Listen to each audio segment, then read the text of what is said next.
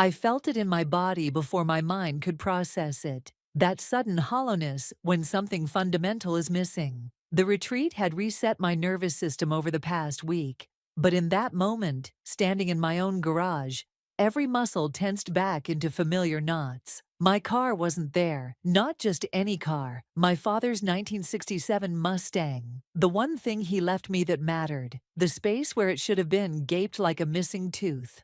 "Danielle," I called out, my voice bouncing off concrete walls. The house key felt cold between my fingers as reality slowly crystallized around me. I'd given Danielle my spare key to water my plants while I was gone. We'd been best friends for 8 years, the kind who finished each other's sentences and held each other's hair after too many tequila shots, the kind I trusted with everything. My suitcase wheels clacked against the concrete as I dragged it inside, the sound unnaturally loud in the stillness of my house.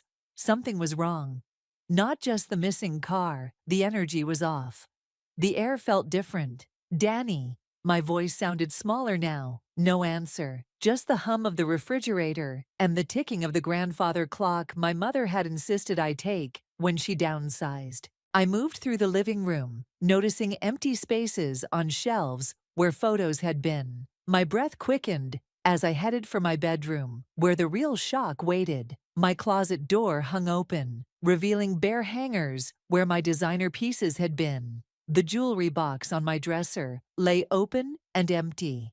The diamond earrings from my first bonus, the vintage Cartier watch I'd splurged on after my promotion, all gone. My phone buzzed in my pocket. A text. "Sorry, Raquel, I needed a fresh start. You've always had everything so easy. Think of it as balancing the scales. Don't try to find me." My knees gave out, and I sank onto the edge of the bed. The mattress felt too soft, like I might fall through it into some endless void. My mind raced to process what was happening. Danielle had stolen from me, not just things, though the car alone was worth more than money could replace, but 8 years of friendship, of trust. "No," I whispered, standing up and pacing. "No, no, no." I called her immediately, straight to voicemail. "Danielle, what the fuck? Call me back right now." My voice cracked as anger battled with disbelief. I tried again and again. Nothing. I scrolled through our text history, looking for clues I might have missed. Our last exchange was about my trip, her wishing me a relaxing time, me thanking her for watching the house. Normal, mundane, a lie. The bathroom door was ajar, and I pushed it open to splash cold water on my face. My reflection looked wrong somehow. Same dark eyes, same wavy hair falling past my shoulders. But something had changed. The woman staring back at me looked haunted. I gripped the edge of the sink. "Think, Raquel, think." Cameron. I needed to call Cameron. He was friends with both of us, had introduced us at a housewarming party years ago. Surely he'd know something. He answered on the third ring. "Hey, you're back. How was the—" "Danielle took my car," I cut in. "And my jewelry, and half my closet. Tell me you know where she is." The silence stretched for 3 beats too long. "Cameron." "Jesus, Raquel, are you serious? Would I joke about this? My father's car." "Cameron, she took my father's car." Another pause. "I haven't talked to her in a couple days, but—" He hesitated. "She mentioned something about moving, with some new guy. Freddie, I think." I assumed you knew. My free hand curled into a fist. "New guy. She's been single for months." "Not anymore." They seemed pretty serious when I ran into them last week. The floor seemed to tilt beneath me. "And you didn't think to mention this?" "I thought you knew. You two tell each other everything." I laughed, a sharp, bitter sound that surprised even me. "Apparently not." After hanging up, I sank to the bathroom floor, my back against the cool tile wall. The betrayal felt physical, like someone had reached inside my chest and squeezed. Dad's car, the only piece of him I had left. I closed my eyes and saw him teaching me to drive it when I was 16, his patient smile as I ground the gears. "Easy does it, Rack," he'd said. "Respect the machine, and it'll respect you back." My eyes snapped open. I pulled myself up and walked with purpose to my home office. The computer hummed to life, and I logged into my bank account. The balance was wrong. Way wrong. I scrolled through recent transactions, my stomach dropping with each swipe. Multiple transfers to an account I didn't recognize over the past week. Small enough to not trigger fraud alerts. Large enough to drain nearly $30,000. While I'd been meditating and journaling at a lakeside retreat, Danielle had been systematically dismantling my life. I grabbed my phone and took a picture of the transaction history, then opened my contacts. I scrolled past Danielle's name, my thumb hovering for a moment before continuing, and tapped on Eloise, my colleague, and the only person I trusted right now. "I need your help," I texted, "and possibly a lawyer." Then I looked back at my reflection, something hardening behind my eyes. "I'm coming for you, Danielle," I whispered, "and I'm taking back everything you stole." Eloise arrived within 30 minutes, still wearing her work clothes, crisp black pants, and a silk blouse that somehow hadn't wrinkled, despite the 12-hour day I knew she'd put in. She took one look at my face and pulled me into a hug. "I brought wine," she said, holding up a bottle of Cabernet, "and pizza's on the way." I led her to the kitchen, grateful for her practical approach to crisis. While I grabbed glasses, she surveyed the empty spaces where things used to be. "How much did she take?" Eloise asked, her voice carefully neutral. "30,000 from my accounts. The car, jewelry, clothes." I poured the wine with shaking hands. 8 years of friendship. Eloise took a long sip. "Have you called the police?" "Not yet." I stopped, realizing how stupid it sounded. Part of me keeps thinking there's an explanation, that she'll call and say it was all a misunderstanding. "Raquel." Eloise set her glass down. "This wasn't a misunderstanding. This was calculated." I knew she was right. The Danielle I thought I knew. The one who held my hand at Dad's funeral, who brought soup when I had the flu, wouldn't do this. But maybe that Danielle never existed. "We shared everything," I said quietly. I gave her the spare key to my house, access to my Netflix, my Hulu. She knew where I kept my passport, for Christ's sake. I looked up suddenly. My passport. I rushed to the drawer where I kept important documents. Empty. My passport, birth certificate, social security card, all gone. "Fuck," I whispered, slamming the drawer shut. "She's going to steal my identity too." Eloise was already on her phone. "I'm texting you my lawyer's number. Call her tonight. And we're freezing your credit right now." For the next hour we worked methodically, placing fraud alerts, changing passwords, making lists of everything missing. The pizza arrived, but I could barely eat. Each new discovery felt like another betrayal.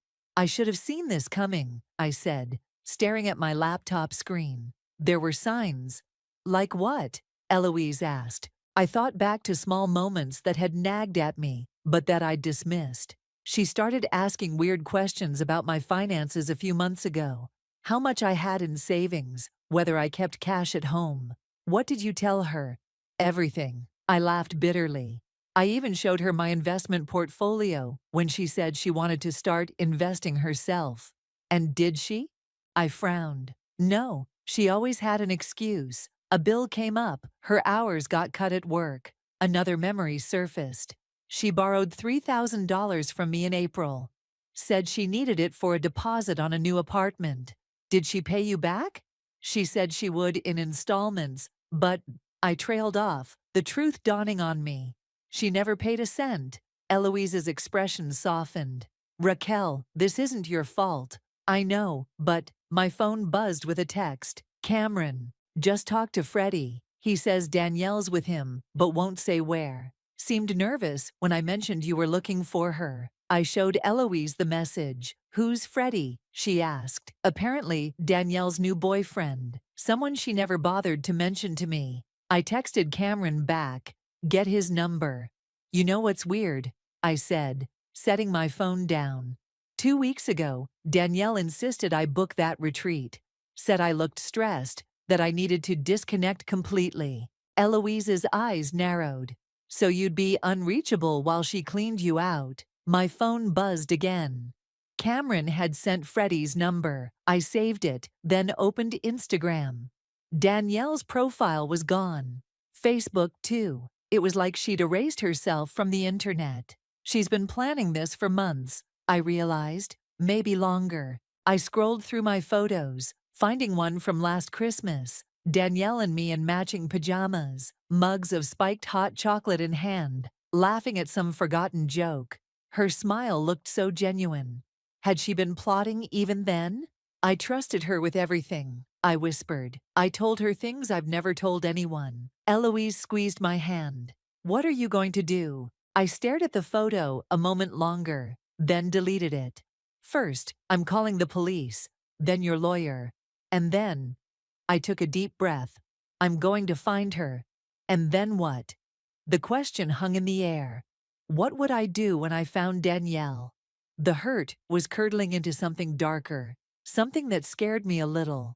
I don't know yet, I admitted. After Eloise left, I sat alone in my half-empty house, scrolling through my phone. I found myself looking at photos of my dad's Mustang, the rich cherry red paint he'd lovingly maintained, the cream leather seats we'd reupholstered together the summer before he got sick. I'll get it back, Dad, I promised the empty room. My laptop pinged with an email notification. The subject line made my heart skip. Your recent purchase. It was a receipt from a high-end furniture store in Phoenix. $12,000 charge to my credit card that I thought I'd already frozen. The shipping address was unfamiliar. I grabbed my phone and dialed Freddie's number. It rang 4 times before a man answered. Hello. His voice was wary. Is Danielle there? I asked, keeping my voice steady. A pause. Who's asking? Tell her Raquel says enjoy the new furniture. I hung up before he could respond. I had an address now, and with it, the first real thread to pull. I couldn't sleep. The furniture receipt from Phoenix kept pulling me back to my laptop, where I'd spent hours researching the address. It was a luxury apartment complex, the kind with a rooftop pool and concierge service, the kind that required excellent credit and a substantial income, neither of which Danielle had. By 5 a.m., I'd made my decision. I showered, packed a small overnight bag, and booked a flight to Phoenix for that afternoon. The police had taken my report, but made it clear that disputes between friends weren't high priority. Eloise's lawyer had been more helpful, already filing paperwork to freeze my accounts and flag my stolen documents. But I needed to see Danielle's face when I confronted her. I was pouring coffee when my phone rang. Cameron. Hey, I answered, trying to sound casual. Any news? I talked to Freddie again, he said, his voice tight. He says Danielle's freaking out about your call. They know you have their address. My hand tightened around the mug. Good. Raquel. Cameron hesitated. I don't think you should go there. I set the coffee down. How did you know I was planning to go? Because I know you. His voice softened. Look, there's something I need to tell you. About Danielle. What? Another pause. Can we meet for breakfast? I don't want to do this over the phone. 40 minutes later, I slid into a booth across from Cameron at our usual diner. He looked terrible. Dark circles under his eyes, hair uncombed. He pushed a mug of coffee toward me. Talk, I said, ignoring the coffee. Cameron rubbed his face. I should have told you this years ago. When Danielle and I first met, before I introduced you two, we dated briefly. I blinked. What? You never mentioned that. It was only a few weeks. He looked down. She borrowed money from me too. A lot of money. Said her mom was sick, needed help with medical bills. Was that true? No, her mom was fine. I found out later she used it to pay off credit card debt. When I confronted her, she cried, said she was embarrassed and would pay me back. She never did. He met my eyes. After we broke up, she asked me to introduce her to you. The implications hit me like a physical blow. You're saying she targeted me from the beginning? I don't know, maybe. Cameron looked miserable. At first, I thought she genuinely wanted to be friends with you. By the time I realized she might have ulterior motives, you two were so close. I didn't want to mess that up without proof. So you said nothing. My voice was ice. For 8 years. I'm sorry, Raquel. I really am. I stood up, unable to stay seated with the anger coursing through me. I have to go. Wait. Cameron grabbed my wrist. There's more. Freddie isn't just some random guy. He's got a record, fraud, identity theft. He's dangerous. I pulled my arm away. All the more reason for me to get my things back now, before they do more damage. At least let me come with you. No. I grabbed my bag. I don't know who I can trust anymore. Back home, I paced my living room. Cameron's revelations spinning in my head. Had our entire friendship been a long con? Every heart-to-heart conversation, every shared secret, had Danielle been cataloging my vulnerabilities all along? I opened my laptop and searched Freddie's name, plus fraud. Several articles popped up about a Frederick Rogers who'd been arrested 3 years ago for an elaborate identity theft scheme targeting wealthy women. The mugshot confirmed it was the same man I'd glimpsed in Cameron's Instagram photos. My phone buzzed with a text from an unknown number. "It's Freddie. We need to talk." My heart raced. About what? "Danielle doesn't know I'm texting you. Meet me at Riverside Park at noon. Come alone." I stared at the message. It was obviously a trap. Or was it? If Freddie was willing to turn on Danielle, maybe I could use that. "Why should I trust you?" I texted back. "Because I have your father's car keys, and I know where the car is." I called Eloise immediately. "He's playing you," she said, after I explained. "Don't go alone." "I won't," I promised. "But I need to see what he wants." "I'll come with you. I'll stay back, but close enough to help, if needed." At 11:45, I spotted Freddie sitting on a bench near the duck pond. He was younger than I expected, maybe late 20s, with the kind of carefully disheveled good looks that photographed well. I texted Eloise, who confirmed she was positioned nearby. I approached slowly, hyper-aware of every person in the park. Freddie looked up, his expression unreadable. "Raquel," he said, standing. "Thanks for coming." "Where are my car keys?" I demanded. He glanced around nervously. "I don't have them with me. But I know where Danielle keeps them." "Why would you help me?" "Because she's using me, too." His voice had an edge of desperation. "She told me you were rich, that you wouldn't miss the money. But now the cops are involved, and I can't go back to prison. So what do you want?" "A deal. I help you get your stuff back. You tell the cops I wasn't involved." I studied his face, looking for the lie. "How do I know this isn't a setup?" He pulled out his phone and showed me a photo. My father's Mustang parked in what looked like a storage unit. "She's planning to sell it tomorrow, to a private collector who doesn't ask questions." My stomach dropped. "Where is it?" "I'll take you there, but we need to go now, while Danielle's at her meeting." Every instinct screamed this was a trap, but the thought of losing Dad's car forever made me reckless. "Fine," I said, "but we're taking my friend's car, and she's coming with us." Freddie hesitated, then nodded. "Deal." As I texted Eloise to bring the car around, I wondered if I was making a catastrophic mistake. But the alternative, doing nothing while Danielle dismantled my life piece by piece, was unthinkable.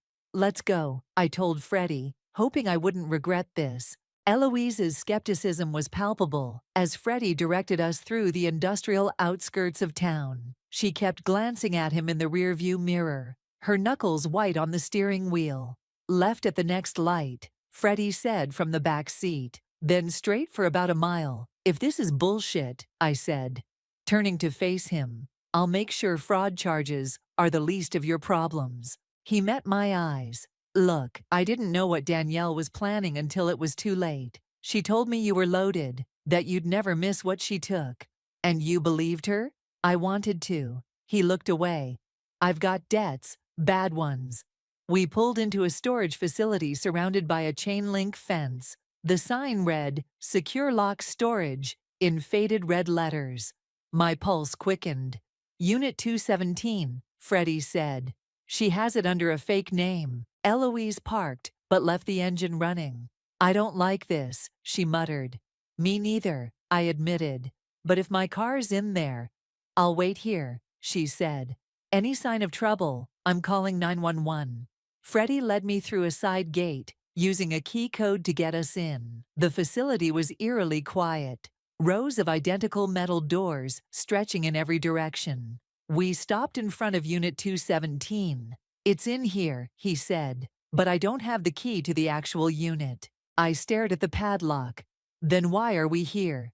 "Because I know where she hides the key." He knelt down and felt along the bottom edge of the door, then produced a small magnetic box.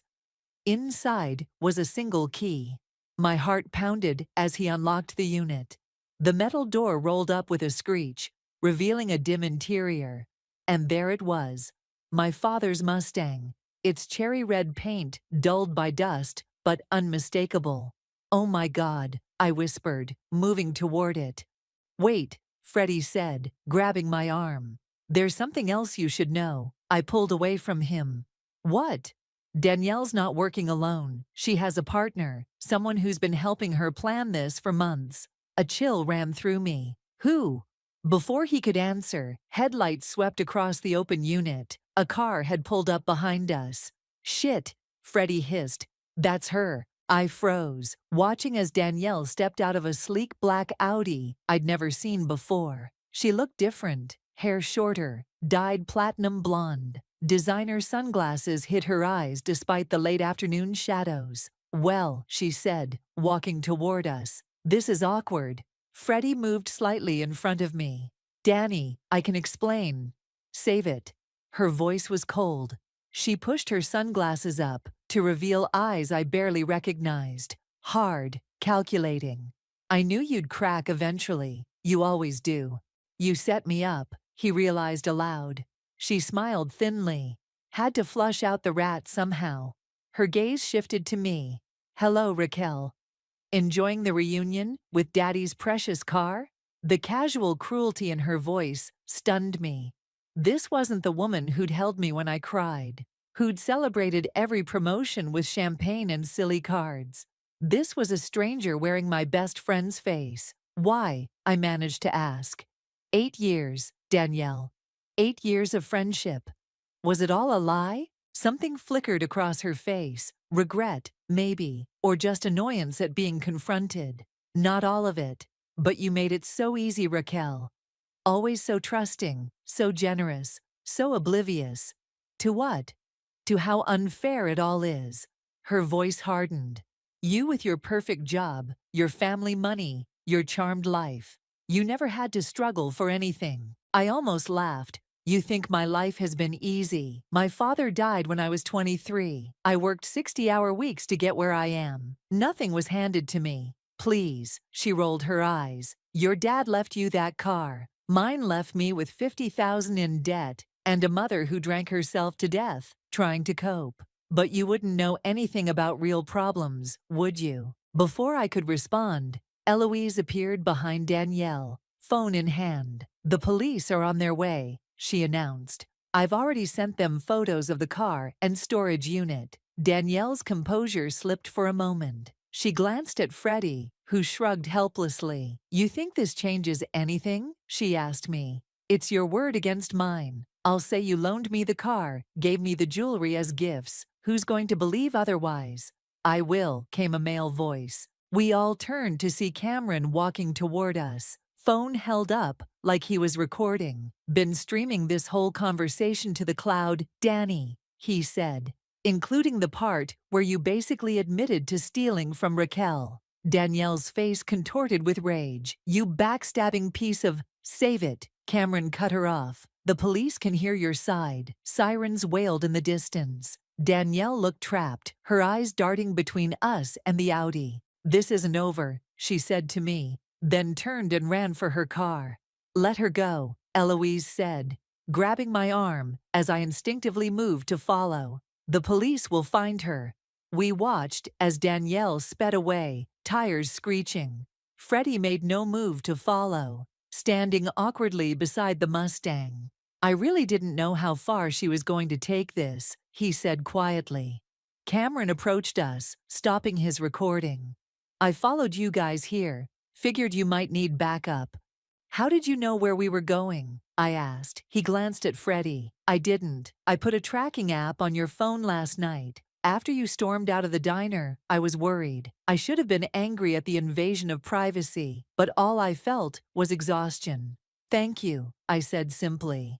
As the police cars pulled up, I walked to my father's car and ran my hand along its hood. The metal felt cool under my palm, solid and real. I'd found one piece of what was stolen from me, but the bigger theft, my trust, my sense of security, felt irreparable. We'll get everything back, Eloise said, coming to stand beside me. I nodded, but we both knew some things couldn't be recovered. As the police officers approached, I steeled myself for the questions to come, and the harder realization that the Danielle I thought I knew had never really existed at all. The police questioned us for hours. I answered mechanically, recounting every detail, while a detective nodded and took notes. Yes, we'd been friends for 8 years. No, there had been no falling out. Yes, I had documentation of the stolen funds. No, I hadn't given her permission to take anything. By the time they released us, my father's Mustang had been officially logged as recovered evidence. I couldn't take it home yet.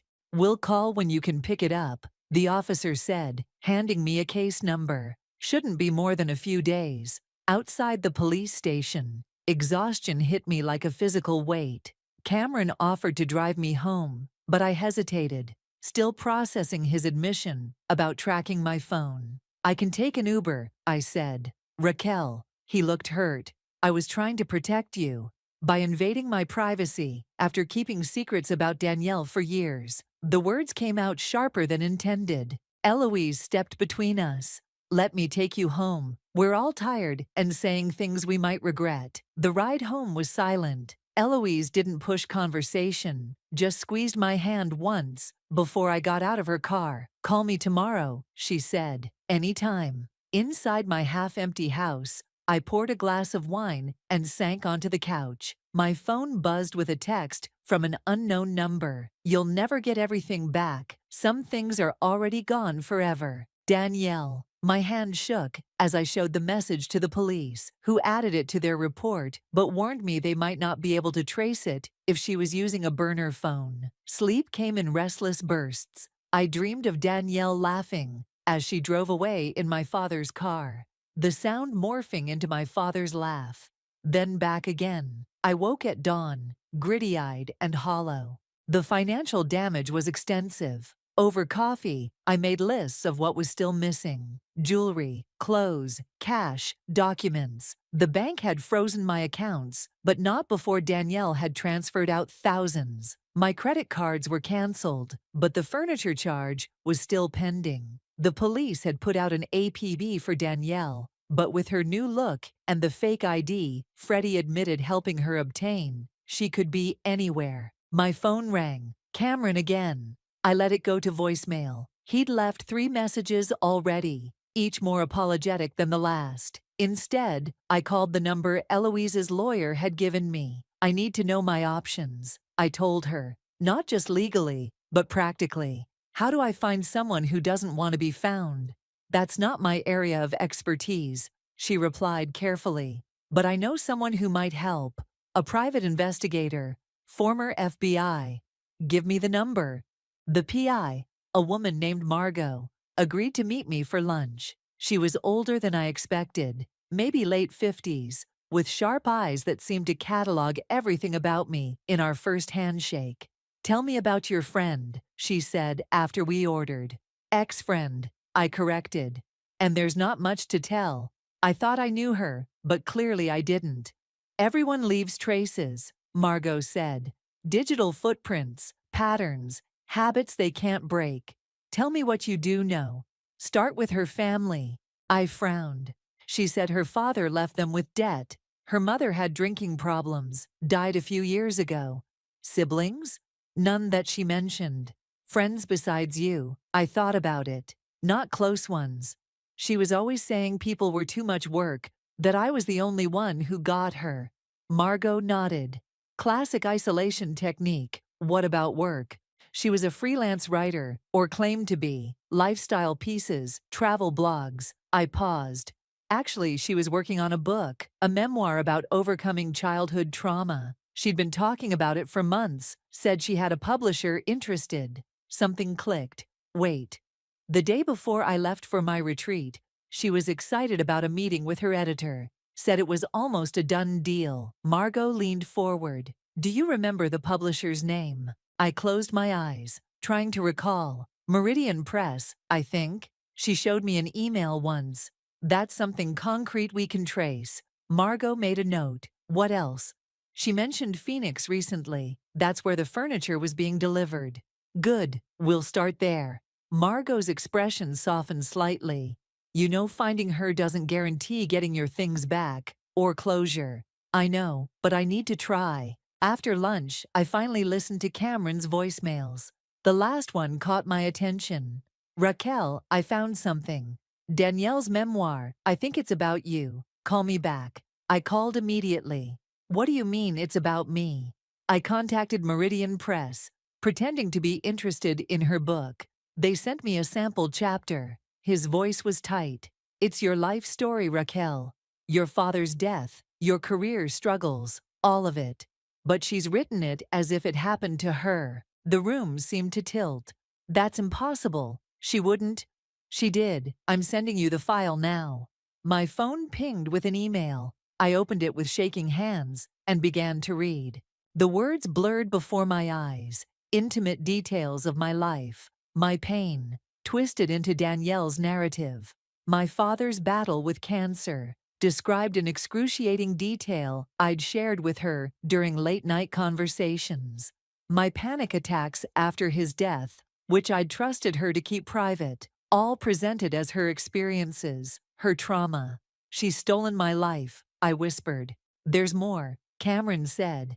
The book deal is real. They're announcing it next week. Six-figure advance, major publicity campaign. They're positioning her as the next big thing in memoir. Something cold and determined crystallized inside me. This wasn't just about money or possessions anymore. Danielle was trying to steal my identity in the most fundamental way possible. I need to stop her, I said, whatever it takes. I spent the night reading Danielle's manuscript, each page a fresh violation. She hadn't just stolen my stories, she'd improved them, polished them into perfect literary trauma. My messy grief transformed into poignant reflection. My father's ordinary kindness elevated to sainthood. My struggles with anxiety repackaged as triumphant resilience. By morning, I had a plan. This is a mistake, Eloise said when I called her. Let the police handle it. The police are looking for theft and fraud, I replied, packing my laptop into my bag. They don't care about a memoir. Then let your lawyer handle it. That could take months. The book announcement is next week. I could hear her frustration through the phone. What exactly are you planning to do? I'm meeting with Christian Lee, the editor who bought Danielle's book. And then what? I didn't answer immediately. The truth was, I wasn't entirely sure. I'll figure it out when I get there. Meridian Press occupied 3 floors of a gleaming downtown high-rise. I'd called ahead, claiming to be Danielle's research assistant with urgent materials for Christian.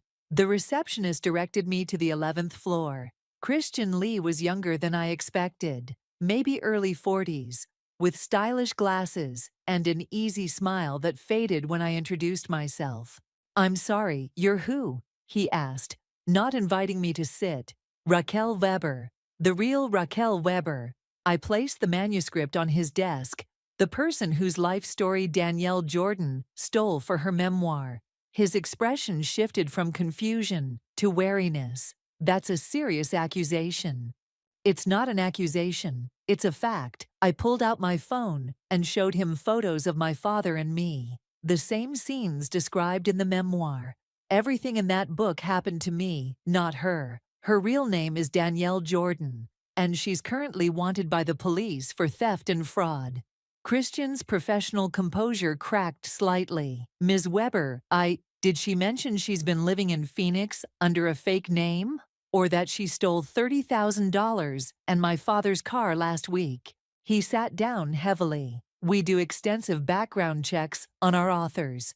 Clearly not extensive enough. He removed his glasses, pinching the bridge of his nose. What do you want from me? Cancel the book deal. Today, before you announce it.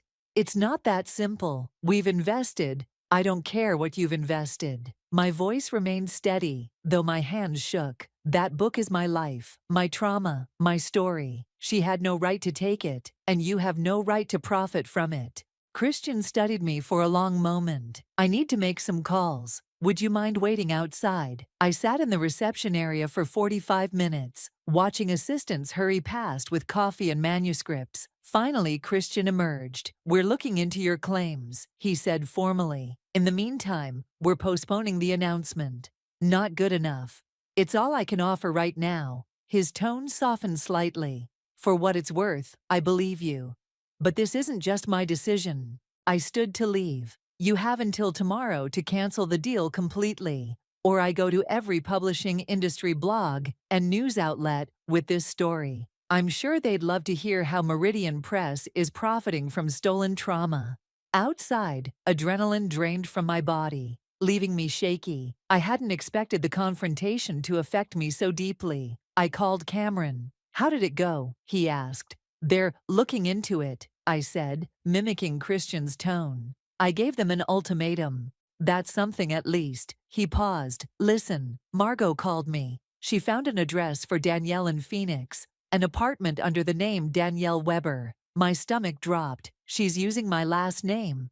Looks like it. Margot's sending the details to your email. I thanked him and hung up, checking my inbox. The address was for a luxury apartment complex, the same one from the furniture delivery receipt. My phone buzzed with a text from an unknown number. I know what you did. Back off or I release everything. I stared at the cryptic message. Release what? I showed it to Margot when she called to follow up. It's a bluff, she said confidently. Classic intimidation tactic. But what if it's not? What if she has something on me? Do you have secrets worth hiding? I thought about it. My life was an open book. Literally, now that Danielle had written it all down. Nothing that would matter. Then ignore it. Focus on the next step. The next step. I booked a flight to Phoenix for the following morning, ignoring the voice in my head that said this was crossing a line. Danielle had obliterated all lines between us. That evening, Christian called. We've canceled the contract, he said without preamble. The legal department agreed the situation is problematic. Relief flooded through me. Thank you. Don't thank me yet. Danielle's threatening to take the book elsewhere. Says she has proof the story is hers. What proof? Journals, apparently. Going back years, and he hesitated. She claims you're the one stealing from her, that you've been obsessed with her life and trying to take it over. I laughed bitterly. That's ridiculous. Maybe, but she's convincing and determined. After we hung up, I sat in stunned silence. Danielle wasn't just stealing my past, she was trying to rewrite it completely, casting me as the villain in my own life story. My phone buzzed with another text from the unknown number. You shouldn't have done that. Now I take everything. Attached was a photo that made my blood run cold. A journal open to a page dated 3 years ago, describing my father's death in Danielle's handwriting. The details were perfect. The hospital room, the last words, the color of the sky that day. She'd been planning this for years. I forwarded the image to Margot with a simple message. I'm going to Phoenix tomorrow. I need to end this. Her reply came quickly. Don't go alone. But that was exactly what I intended to do. This was between Danielle and me now. A battle for my own life story, and I was done playing defense. Phoenix greeted me with scorching heat that stole my breath the moment I stepped off the plane. By the time my rideshare pulled up to Danielle's apartment complex, my cotton blouse clung to my back, and determination had hardened into something colder. The building was exactly as pretentious as I'd imagined. All glass and steel, with a uniformed doorman and a fountain in the lobby. I approached the front desk with practiced confidence. I'm here to see Danielle Weber, I said, the surname bitter on my tongue. The concierge checked his computer. I don't see you on her approved visitor list. It's a surprise, I smiled, channeling Danielle's easy charm. I'm her sister, Just flew in from New York. He hesitated, then smiled back. I'll need to see some ID. I handed over my driver's license, heart pounding. His eyes flicked between my face and the name. Weber, right. Apartment 1107. I'll let her know you're coming up. Actually, I touched his arm lightly. I'd really like to surprise her. It's her birthday. He looked uncertain, then nodded. 11th floor, to the right. The elevator ride gave me 30 seconds to question everything. What was I actually going to do when I saw her? What if Freddie was there? What if she called security? I had no real plan beyond confrontation. Apartment 1107 had a sleek black door with no peephole. I pressed the doorbell before I could lose my nerve. Nothing. I pressed it again, longer this time. Still nothing. Had the concierge warned her? Was she hiding inside, watching me through some hidden camera? I was about to turn away when I heard the elevator ding behind me. I froze. Danielle stepped out, arms full of shopping bags from high-end boutiques. She saw me and stopped dead, her face draining of color beneath her new platinum hair. Surprise, I said quietly. She recovered quickly, shifting the bags to one arm and fishing out her keys. You shouldn't have come here, Raquel. You shouldn't have stolen my life. She brushed past me to unlock her door. I didn't steal anything that matters. My father's car doesn't matter. My money, my life story. She pushed the door open and turned to face me. Are you coming in, or would you prefer to have this conversation in the hallway where everyone can hear? I followed her inside, immediately struck by the familiar items scattered throughout the stylish apartment. My vintage record player sat on a shelf. My throw pillows adorned her couch. Even the art on the walls, pieces I'd carefully collected over years, hung as if they'd always been hers. You've been busy redecorating, I said, my voice tight. Danielle set her bags down and moved to the kitchen, where she poured herself a glass of water. She didn't offer me one. What do you want, Raquel? An apology? Your stuff back? Because the first isn't coming, and the second isn't possible anymore. I want to understand, I said, surprising myself with the honesty. 8 years, Danielle. Was any of it real? Something flickered across her face. Regret, maybe, or just annoyance. Parts of it. In the beginning. And then? She shrugged. And then I realized how easy you were to borrow from. You never noticed the small things disappearing. A bracelet here, a scarf there. You were so trusting, so willing to believe the best in people. She took a sip of water. People like you deserve what you get. The casual cruelty stunned me. What did I ever do to you? You existed, she said simply. With your perfect life, and your perfect job, and your perfect fucking story about your perfect dad who loved you so much, he left you his precious car. Her voice had risen, revealing the first crack in her composure. Do you know what my father left me? Scars, and debt, and a mother who drank herself to death trying to forget him. I stared at her, really seeing her for the first time. So you decided to take my life instead. I decided to take the life I deserved. She gestured around the apartment. And it fits me better than it ever fit you. I've done more with your stories in one book than you would have done in a lifetime. The book deal is canceled, I said. Christian called me yesterday. Her smile was cold. One publisher down, dozens to go. The manuscript is already with 3 others. Your cease and desist means nothing when I have years of journals proving these experiences are mine. Journals you fabricated. Prove it. She stepped closer. It's your word against mine, and I'm much more convincing. I always have been. Something inside me snapped, not into rage, but into clarity. You know what, Danielle? Keep it. Keep the clothes, the furniture, the fancy apartment. Keep pretending to be someone you're not. I pulled out my phone. But you don't get my story. I pressed play on the recording app that had been running since I entered the apartment. Danielle's voice filled the room. I decided to take the life I deserved. Her face contorted. You bitch! I've already emailed this to my lawyer, Margot, Christian, and the police. I lied smoothly, watching her confidence crumble. along with photos of all my stolen property currently decorating your apartment. She lunged for my phone. I stepped back, bumping into the coffee table, my coffee table, nearly losing my balance. Delete it, she demanded, grabbing my wrist. I twisted away. It's too late. It's already out there. Your new identity, your book deal, your freedom. It's all over. You're lying. Am I? The police are already looking for you. How long before they check Phoenix? How long before they find Danielle Weber living in an apartment she can't possibly afford? Her grip loosened.